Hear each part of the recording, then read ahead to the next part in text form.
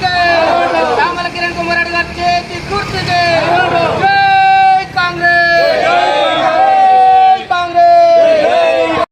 Congress party Chamala Kiran Kumar Reddy MP గారి కొరకు మేము ప్రచారంలో ముందుకు కొనసాగుతున్నాము.